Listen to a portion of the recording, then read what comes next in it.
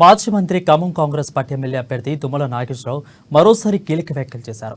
ఎన్నికల ప్రచారంలో భాగంగా ప్రకాష్ నగర్ 31వ డివిజన్లో పర్యటించిన తుమ్మల పువ్వాడపై పరోక్షంగా సంచలన వ్యాఖ్యలు చేశారు.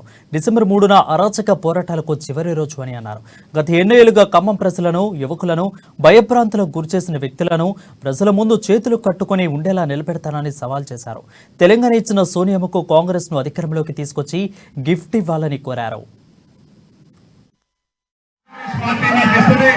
నన్ను కాంగ్రెస్ పార్టీ ఆహ్వానించి రాహుల్ గాంధీ గారు ఖమ్మం పంపించారు.